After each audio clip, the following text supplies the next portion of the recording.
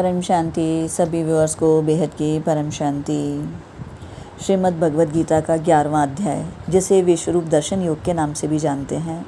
जैसा कि हम सभी जानते हैं कि भगवान श्री कृष्ण ने अर्जुन को अपने विराट रूप के दर्शन दिए थे। तो इस अध्याय के अंदर हम इसी की ही चर्चा कर रहे हैं। पिछले श्लोक में पिछले वीडियोस में हमने ये देखा था कि किस प्रकार अपने विराट रूप के बारे में उन्होंने अर्जुन को बताया, और फिर वह सब सुनकर अर्जुन ने प्रार्थना की भगवान से कि वो उनका विराट रूप देखना चाहते हैं। अब अर्जुन की प्रार्थना सुनने के बाद भगवान उन्हें अपना विराट रूप देखने के लिए आज्ञा देते हैं।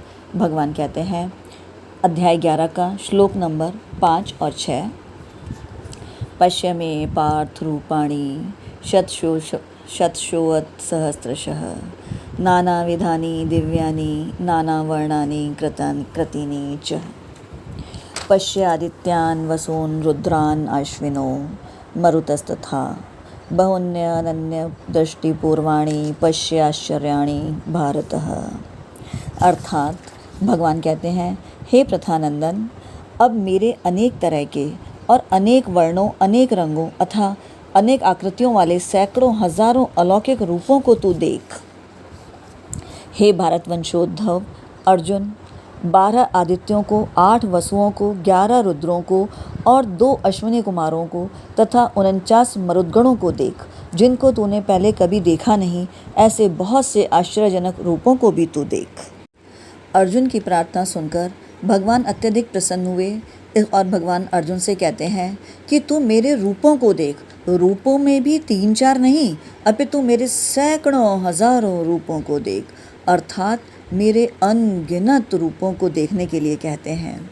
भगवान उन रूपों की विशेषताओं का वर्णन करते हुए कहते हैं कि उनकी तरह तरह की बनावट है, तरह तरह के रंग हैं। एक रूप में भी कई तरह के रंग हैं, तरह तरह की आकृतियां हैं। कोई छोटा है, कोई मोटा है, कोई लंबा है, कोई चौड़ा है। अनेक तरह की आकृतियां हैं जिनका कि कोई अंत नहीं है।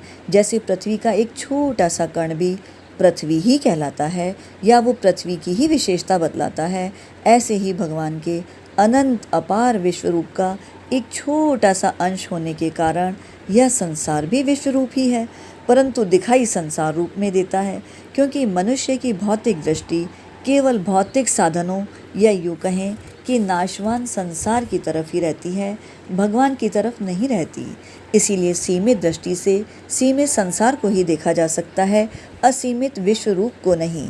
जैसे अवतार रूप में भगवान सामने तो सभी के थे, पर कितने लोग थे जो उनको भगवान रूप में जान पाते हैं। सभी के लिए भगवान एक साधारण मनुष्य के रूप में ही प्रकट होते हैं। इसीलिए ज़्यादातर लोग उन्हें एक साधारण मनुष्य ही मानते हैं। क्योंकि उनकी दृष्टि सीमित है, तो वो भला असीमित को कैसे जान सकते हैं।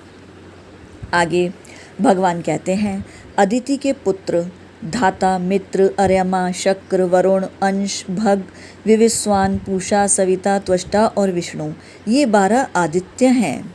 ऐसे ही धर, ध्रुव, सोम, अनिल, अनल, प्रत्युष और प्रभास, ये 8 वसु हैं। इसी प्रकार से 11 रुद्र हैं, हर, बहुरूप, त्र्यंबक, अपराजित, वृषाकपि, शंभु, कपर्दी, रैवत, मृगव्याध, सर्प और कपाली। इस अश्विनी कुमार 2 हैं, और ये दोनों ही अश्विनी कुमार भाई देवताओं के वैद्य हैं। इसी प्रकार से 49 मरुत भी हैं। 12 आदित्य, 8 वसु, 11 रुद्र और 2 अश्विनी कुमार, ये 33 प्रकार के देवता रूप देवताओं में मुख्य हैं। तो भगवान कहते हैं अर्जुन को कि इन सब को तू मेरे विराट रूप में देख। ऐसे बहुत से अदृष्ट रूपों को तू अप्रत्यक्ष देख ले, और ऐसे अद्भुत रूपों को देख जिनकी तूने कभी कल्पना भी नहीं की होगी। भगवान अपना विश्व रूप देखने की आज्ञा देने पर अर्जुन के अंदर यह जिज्ञासा होती है कि इस रूप को कहाँ देखें।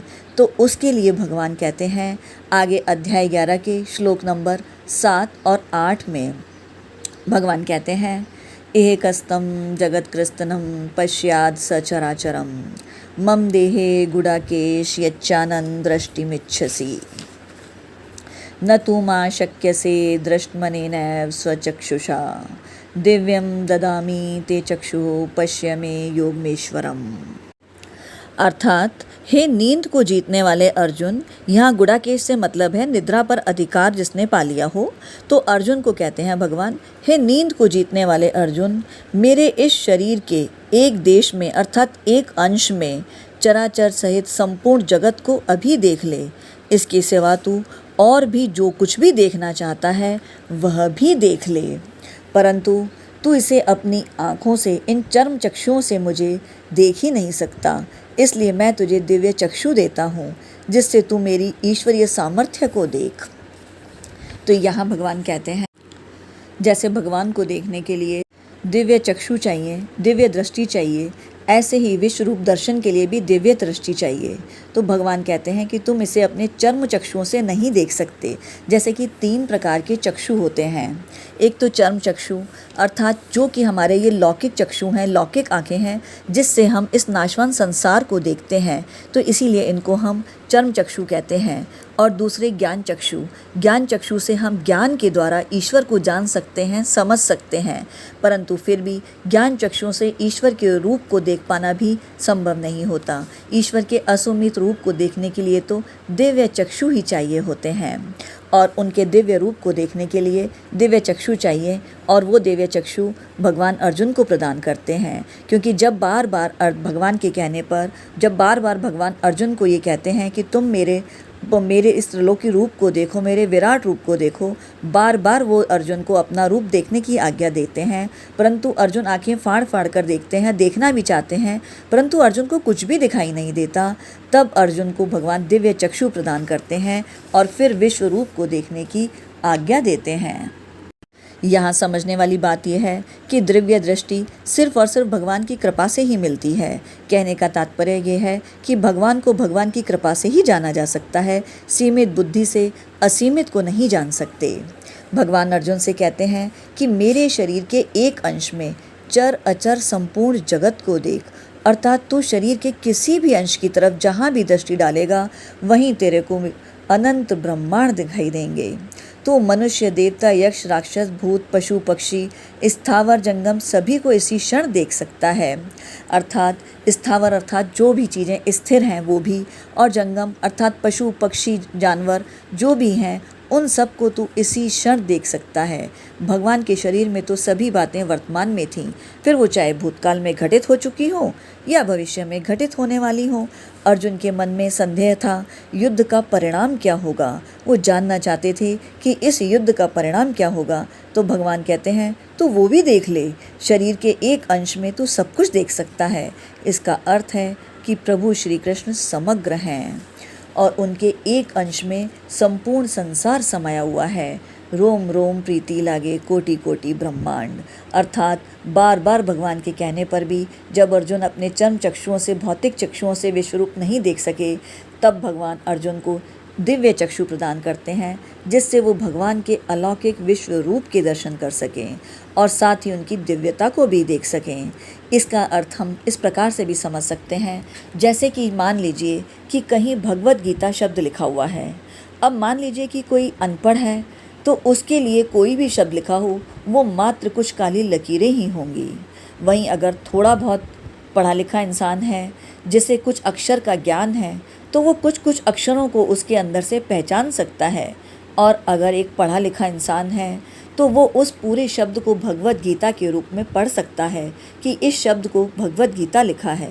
वहीं अगर कोई गीता पढ़ने वाला साधक है, तो जैसे ही वो उस भगवत गीता शब्द को पढ़ेगा, उसे गीता के भाव याद आने लगेंगे और गीता के महत्वपूर्ण श्लोकों का स्मरण हो आएगा।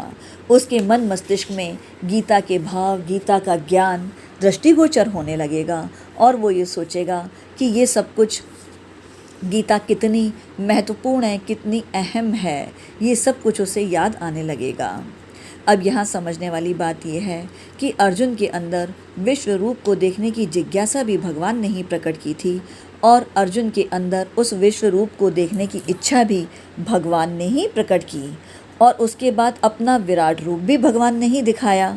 अर्थात जब चर्म चक्षु से विराट रूप ना दिखाई दिया तो दिव्य चक्षु भी भगवान ने ही दिए अर्जुन को, जिससे कि वो उनका विराट रूप देख सके। इसका मतलब दिखाने वाले भी भगवान और दिखाई देने वाले भी भगवान। जैसे कि पहले हमने श्लोक में जाना था 10वें अध्याय में कि जानने वाले भी भगवान और जानने में आने वाले भी भगवान, अर्थात सब कुछ भगवान ही है, भगवान के सिवाय कुछ भी नहीं है। तो बेहतर है कि भगवान के शरणागत हो जाएं, तो सब कुछ भगवान स्वतः ही संभाल लेंगे और हमारा यह मनुष्य जीवन सार्थक हो जाएगा। और भगवान के शरणागत होकर भगवान की कृपा से ही भगवान की प्राप्ति हो सकती है। तो इसीलिए इसी प्रकार के ज्ञान से जुड़कर और भगवत गीता को सुनकर, भगवत गीता के ज्ञान के रहस्य को गहराई से समझकर उसे अपने जीवन में उतारकर अपने अंतःकरण को निर्मल करें और भगवत प्राप्ति की तरफ अपने कदम बढ़ाएं। भगवत प्राप्ति कोई नामुमकिन काम नहीं है। हम जितना अपने अभिमान को छोड़ेंगे उतना ही भगवत प्राप्ति के करीब होते चले जाएंगे। इसीलिए ज़रूरी है कि हम अपना पूर्ण विश्वास और पूर्ण समर्पण भगवान के प्रति कर दें और पूरी तरह से शरणागत हो जाएं। जब शरणागत होकर अपना अभिमान छोड़ देंगे तो भगवत प्राप्ति बहुत ही सुगम हो जाएगी, बहुत आसानी से हम भगवत प्राप्ति को कर पाएंगे। तो आइए हमारे साथ एक कदम और आगे बढ़ाइए और भगवत प्राप्ति की तरफ बढ़िए।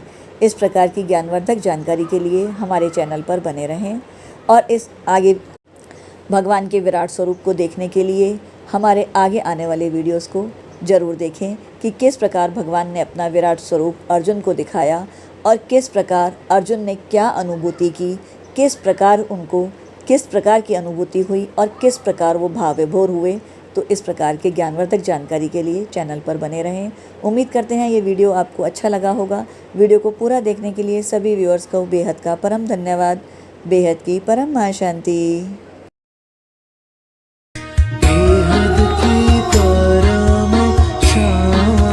सोचो